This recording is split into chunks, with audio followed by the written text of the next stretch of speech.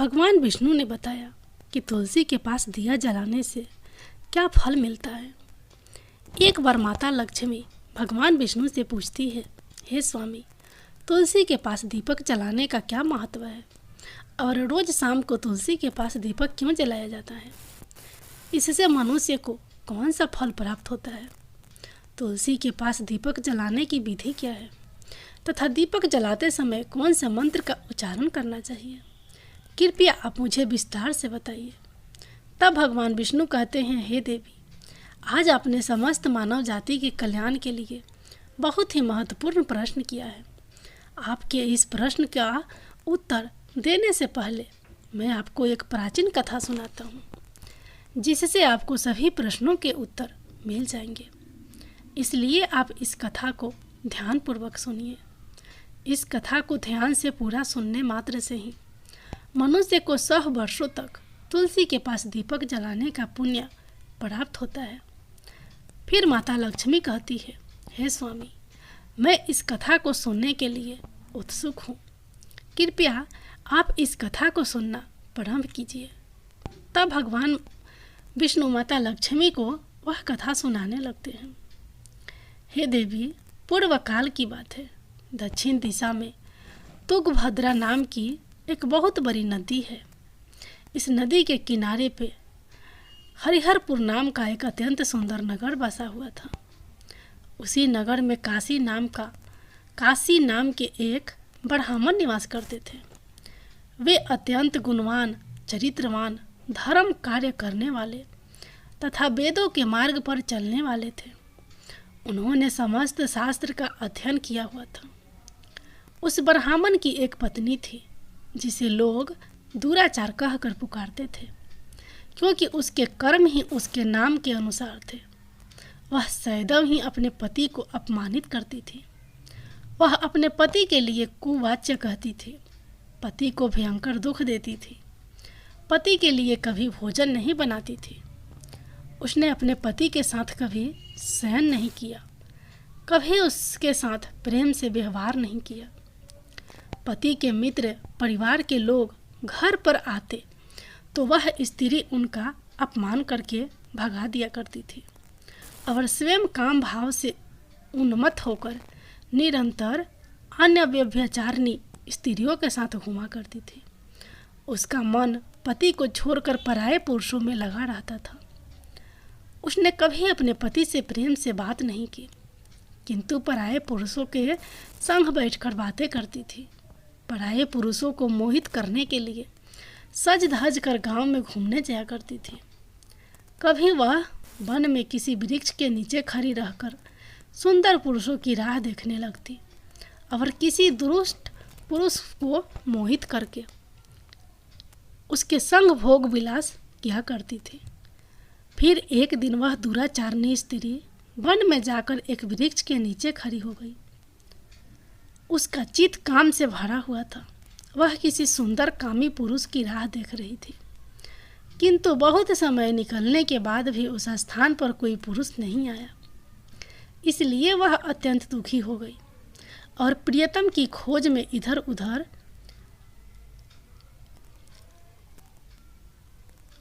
देखने लगी। उस दिन उसका सारा परिश्रम व्यर्थ हो गया। वहाँ पर खड़ी होकर वह नाना प्रकार की बातें कहकर विलाप करने लगी। हाय हाय, आज तो इस मार्ग से कोई भी सुंदर पुरुष नहीं आया। अब मैं कैसे अपने काम वासना को शांत करूं? आज की रात कैसे बीतेगी? वह जोर जोर से विलाप करने लगी। उस जंगल में एक भयानक बाघ निवास करता था। उस पापनी स्त्री की आवाज़ सुनकर वह जाग गया और उछलकर उस स्त्री का भक्षण करने के लिए उसके पास आ गया। उस भयंकर बाघ को देखकर उस स्त्री के पसीने छूटने लगे। वह भय से थर थर कांपने लगी। वह स्त्री कुछ करती, इतने में ही उस बाघ ने अपने पंजे से उसे घायल कर दिया और वह स्त्री जमीन पर गिर पड़ी। जमीन पर गिरते ही वह स्त्री चिल्लाते हुए बोली, अरे बाघ, तू किस लिए यहाँ पर आया है? मुझे क्यों मार रहे हो? मैं यहाँ पर अपने प्रियतम को खोज रही हूँ। तुम मुझे छोड़ दो। मेरा भक्षण करके तुझे क्या मिलेगा? उस स्त्री की यह बात सुनकर वह भयानक बाघ क्षण भर के लिए रुक गया और हंसते हुए बोलने लगा, हे दुष्टा, आज विधाता ने तुझे मेरा ग्रास नियुक्त किया है। तुझ जैसे पापनी स्त्री का भक्षण करना ही मेरा काम है, तभी तुझे इस शरीर से मुक्ति मिलेगी। वह स्त्री कहने लगी, हे बाध, तुम कौन हो? मुझे सच सच बताओ, तुम्हें किस कारण से बाध की योनि में जन्म लेना पड़ा और तुम मुझ जैसी स्त्रियों का भक्षण क्यों करते हो? पहले मुझे सारी बात बताओ और फिर मेरा भक्षण करो। फिर बाध कहने लगता है कि हे पापिनी, मैं तुझे मेरे पूर्व जन्म का वृत्तांत सुनाता हूँ। किस कारण से मुझे बाध बनना पड़ा। पूर्व काल में दक्षिण देश में एक नदी थी। उस नदी के तट पर एक नगरी बसी हुई थी। उस नगरी में मैं निवास करता था। मैं एक ब्राह्मण का पुत्र था और नदी किनारे बैठकर यज्ञ आदि कार्य किया करता था। मैंने उस जन्म में अनेक पापियों के लिए यज्ञ किया, उन पापियों के घर का भोजन किया। मैंने धन के लोभ से अनेक पापियों के लिए कार्य किया। जिन वस्तुओं का दान ब्राह्मण को नहीं लेना चाहिए, उन वस्तुओं का दान भी मैंने ग्रहण किया और दूसरों से धन लेता था, लेकिन कभी वापस नहीं करता था। इस प्रकार से पाप करते हुए मुझे बहुत साल बीत गए और मैं बूढ़ा हो गया। मेरे बाल सफ़ेद हो गए, आंखें सूज गई, मुंह के सारे दांत गिर गए, लेकिन फिर भी मेरी दान लेने की आदत नहीं छूटी और मैं पाप करता गया।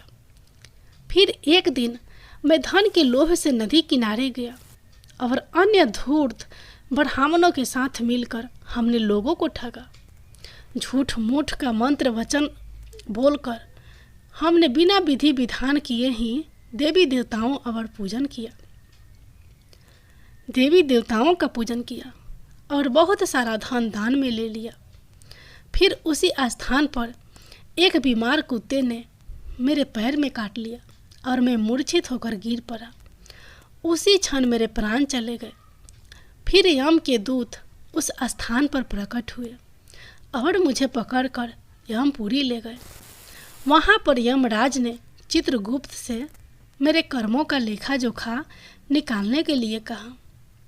फिर चित्रगुप्त कहने लगे, हे धर्मराज, इस ब्राह्मण ने घोर पाप किए हैं।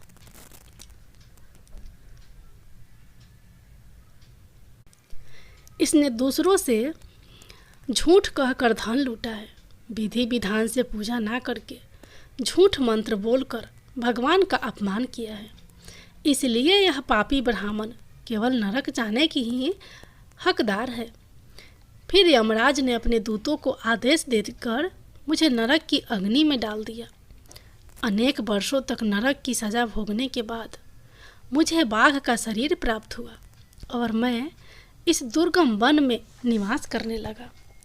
मैं अपने पूर्व जन्म के पापों को याद करके कभी महात्मा साधु पुरुष सती स्त्रियों का भक्षण नहीं करता हूँ।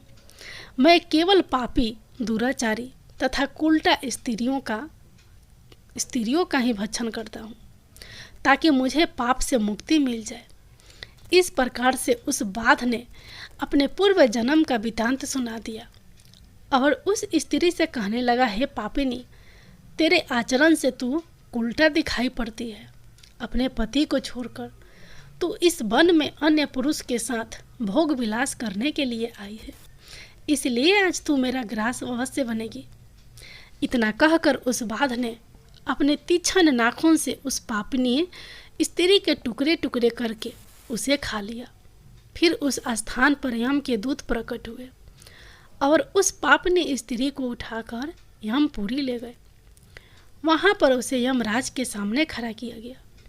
फिर चित्रगुप्त ने उस स्त्री का लेखा जोखा निकालते हुए यमराज से कहने लगे, हे धर्मराज, यह स्त्री तो अत्यंत पापनी है। इसने घोर पाप किए हैं। इसने भव्य विचार किया है।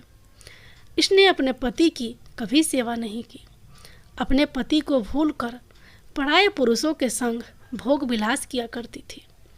उसके पाप को सुनकर यमराज ने उस स्त्री को अग्नि से भरे हुए कुंडों में डालने का आदेश दिया। अनेक वर्षों तक उसे उस कुंड में पकाया गया। फिर उसे निकालकर दूसरे नरक में डाल दिया गया। इस प्रकार से उसे अनेक वर्षों तक अलग अलग नरकों में डाला गया और नरकों में डालने के बाद वह महापापी स्त्री पुनः पृथ्वी लोक पर आकर चंडाल के रूप में उत्पन्न हुई। चंडाल के घर में जन्म लेकर वह फिर से अनेक पाप करने लगी, भव्य विचार करने लगी, अनेक पापी पुरुषों के संग विहार करने लगी।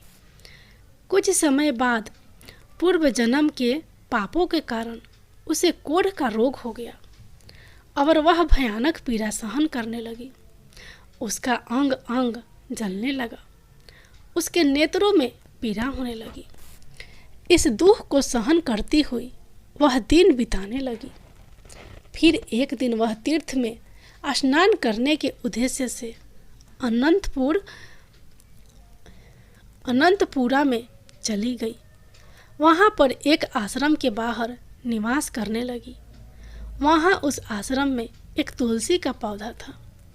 अन्य स्त्रियों को वहाँ पर तुलसी के पास दीपक जलाते हुए देखकर उस पापी स्त्री ने भी वहीं किया।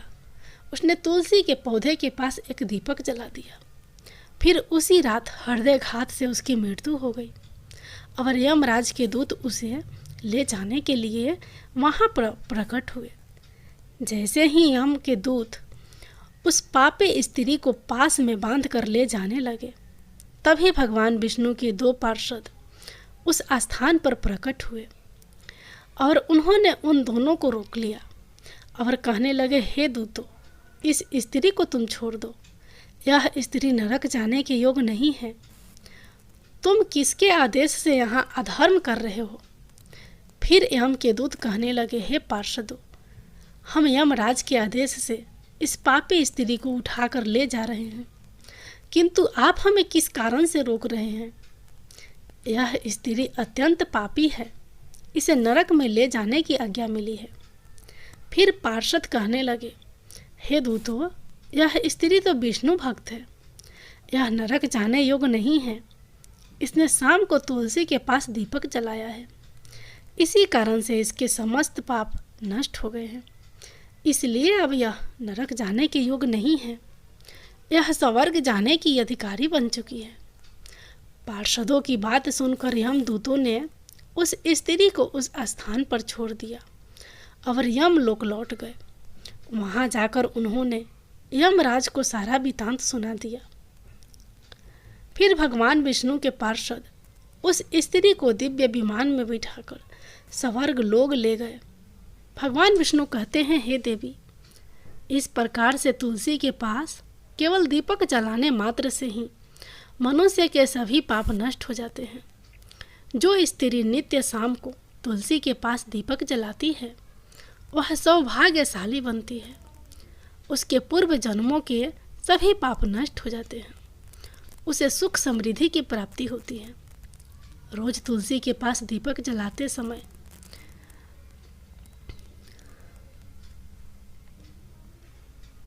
हाथ जोड़कर माता तुलसी से प्रार्थना करना चाहिए। विष्णु प्रिय तुलसी, मैं आपको नमन करती हूँ। आप मुझे उच्च बुद्धि दो।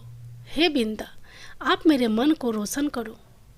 भगवान विष्णु कहते हैं, हे देवी, हजारों अमृत के घरों से नहलाने पर भी श्री हरि विष्णु को उतनी तृप्ति नहीं होती जितनी वे मनुष्यों के द्वारा तुलसी का एक पत्ता चढ़ाने से प्राप्त करते हैं।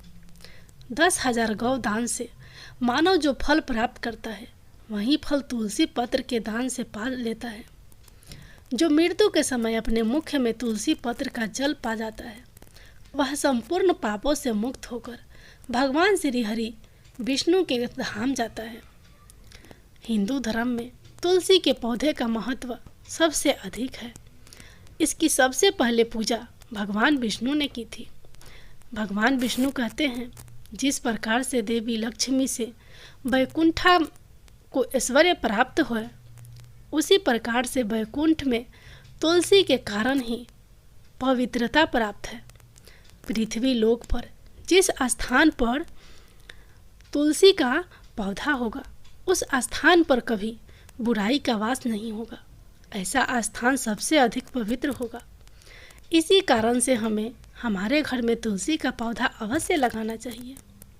इस प्रकार से भगवान विष्णु ने तुलसी के पास दिया जलाने का महत्व बताया।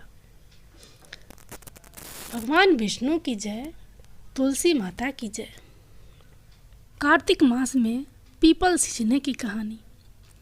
एक बुढ़िया थी, उसने अपनी बहू से कहा, तू दूध दही बेच के आ। वह बेचने गई तो रास्ते में औरतें पीपल पथवारी सींच रही थी। उनको सींचता देखकर बहू ने पूछा कि तुम यह क्या कर रही हो?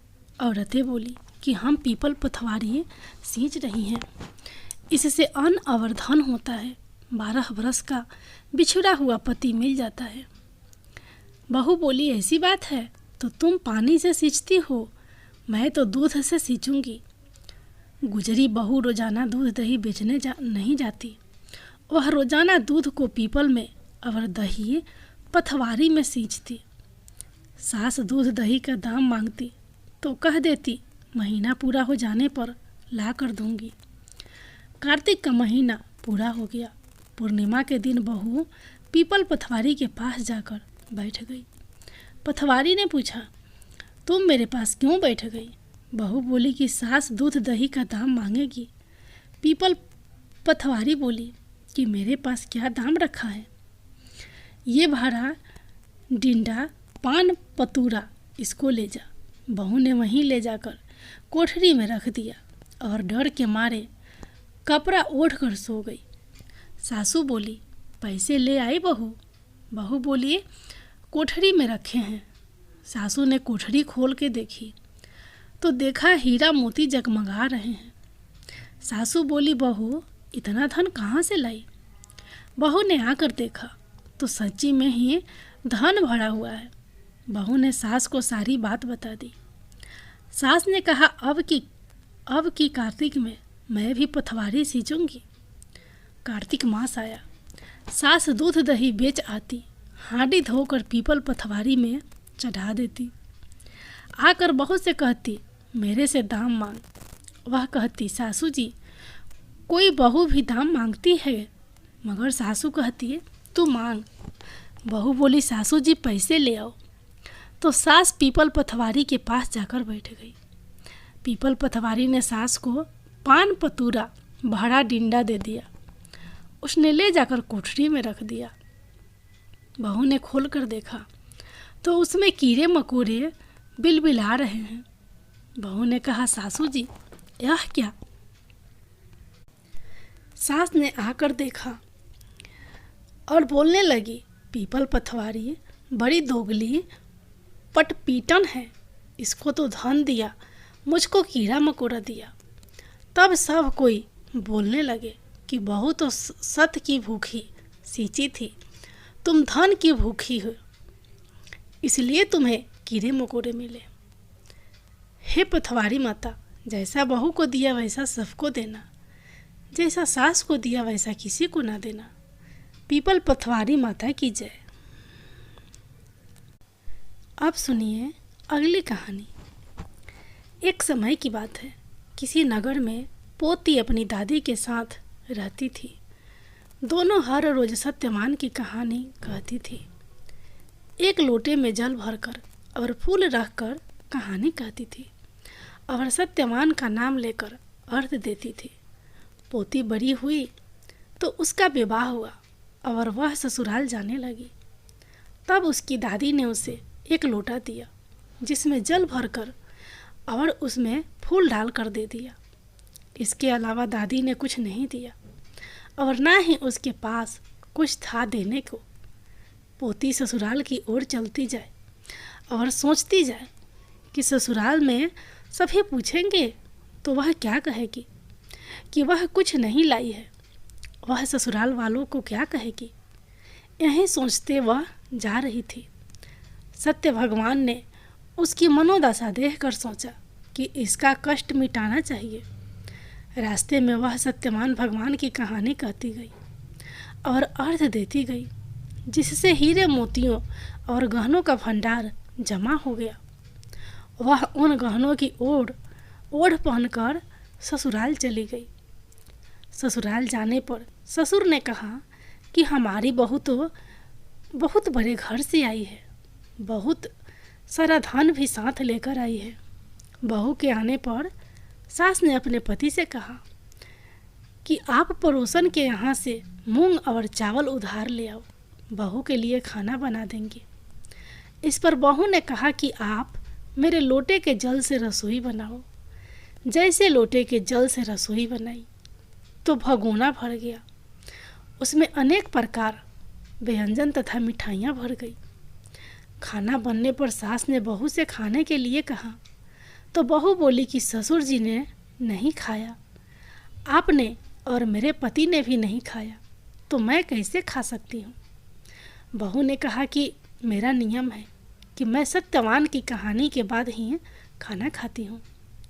बहू ने सत्यवान की कहानी कही और सभी ने सुनी, जिसके प्रभाव से उनके घर में धन का ढेर लग गया। सास सत्यवान भगवान का प्रसाद पड़ोस में बांटने गई तो पड़ोसन ने कहा कि अभी तो मूंग चावल उधार ले गई थी, तो इतना धन अचानक कहाँ से आ गया। सास ने कहा कि मेरी बहू सत्य भगवान की कहानी नियम से कहती है और उन्हें सत्य भगवान ने इतना धन दिया है। सत्य भगवान की जय। अब आप लोग सुनिए कार्तिक स्नान की अगली कहानी। किसी गांव में एक बुढ़िया रहती थी और उसका एक बेटा व बहू भी साथ रहते थे। कार्तिक का महीना आया तो बुढ़िया ने बेटे से कहा कि वह कार्तिक स्नान के लिए जाएगी और 1 महीना वहीं रहेगी। यह सुन उसके बेटे ने अपनी पत्नी से कहा कि माँ के लिए 30 लड्डू बना कर दे दो, ताकि वह पूजा पाठ करके कुछ खा सके। बहू ने गुस्से में आकर 30 लड्डू बनाकर दे दिए। बुढ़िया नदी किनारे कार्तिक स्नान को गई और वहीं एक किनारे पर झोंपड़ी बनाकर रहने लगी। बुढ़िया रोज सवेरे उठकर स्नान करती और जैसे ही एक लड्डू निकाल कर खाने लगी तो हनुमान जी बंदर के रूप में आते, तो बुढ़िया वह लड्डू खुशी से बंदर को दे देती। इस तरह से कार्तिक का पूरा महीना बीत गया और 30 लड्डू हनुमान जी बंदर के रूप में खा गए। कार्तिक का महीना समाप्त होने पर बुढ़िया वापस जाने को तैयार हुई तो हनुमान जी प्रकट हो गए। उन्होंने बुढ़िया की उस कुटिया की जगह एक आलीशान महल बनवा दिया। बुढ़िया का पूरा महल धन दौलत से भर गया। उसकी काया निरोगी हो गई। अन्न के भंडार से महल भर गया। इतना सब होने पर वह धूमधाम से अपने बेटे के पास गई। बुढ़िया को इतना धन देकर उसकी बहू ने मन ही मन कहा कि अगले कार्तिक में मैं भी अपनी माँ को कार्तिक स्नान के लिए भेजूंगी। और अगले कार्तिक आने पर उसने अपनी माँ को कार्तिक स्नान के लिए कहा। पूरे 30 लड्डू घी में बनाकर मेवा डालकर अपनी माँ के लिए बना कर दिए। माँ कार्तिक स्नान के लिए गई और जैसे ही सुबह सवेरे नहाकर लड्डू खाने लगी तो हनुमान जी बंदर का रूप धरकर उसके सामने बैठ जाते, तो वह पत्थर मारकर उन्हें भगा देती और कहती कि इससे मेरा पेट ही नहीं भरा तो तुम्हें कैसे दूँ। उसका रोज का यही क्रम 30 दिन तक चलता रहा। कार्तिक का महीना समाप्त हुआ तो हनुमान जी फिर से प्रकट हुए और उन्होंने बहू की माँ की कुटिया को कूड़े कचरे में बदल दिया और माँ को डूकर बना दिया। कार्तिक महीना समाप्त होने पर बहू ने भी अपने पति से कहा कि कार्तिक का महीना ख़त्म हो गया, आप मेरी माँ को गाजे बाजे के साथ लेकर आओ। लड़का अपनी सास को गाजे बाजे के साथ लेने गया तो वहाँ देखता है कि कुटिया की जगह कूड़े का ढेर लगा है और उस पर उसकी सास डुक्कर बनी बैठी है। लड़के को देख हनुमान जी प्रकट हुए और बोले कि बेटा, तुम्हारी माँ ने सच्चे मन से कार्तिक का स्नान किया है और पूजा पाठ किया है, इसलिए ही तुम्हारी माँ पर कार्तिक देवता का आशीर्वाद वर्षा था। लेकिन तुम्हारी सास ने पापी मन से यह कार्य किया है और कार्तिक महीने में बेटी के घर का अन्न खाया है, इसलिए कार्तिक देवता इससे नाराज हुए, जिससे यह डुक्कर बन गई है।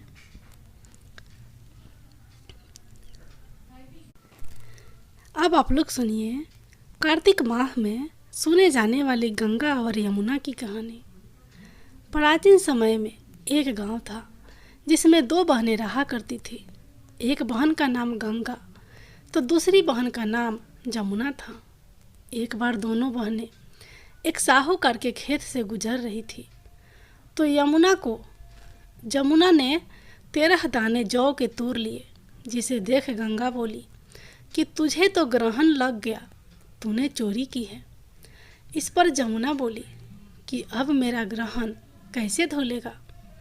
गंगा ने कहा कि तुझे 12 साल तक साहूकार के यहाँ नौकरी करनी पड़ेगी, तभी तेरा पाप धुलेगा और ग्रहण से मुक्ति मिलेगी। जमुना साहूकार के यहाँ नौकरी के लिए जाती है और अपने लिए काम मांगती है। साहूकार उसे काम पर रख लेता है, लेकिन काम करने से पहले जमुना उसे कहती है कि मैं सारे काम करूँगी, लेकिन 4 काम नहीं करूँगी। जूठे बर्तन नहीं मांजूंगी, झाड़ू नहीं लगाऊंगी, बिस्तर नहीं बिछाऊंगी और दिया नहीं जलाऊंगी। 12 साल के बाद कुंभ का मेला लगा तो साहूकारनी भी कुंभ नहाने जाने लगी। जमुना ने उसे जाते देख कहा कि कुंभ के मेले में मेरी बहन गंगा मिलेगी तो उसे यह सोने का टक्का दे देना, इससे वह अपने हाथों में सुंदर चूड़ियाँ पहन लेगी।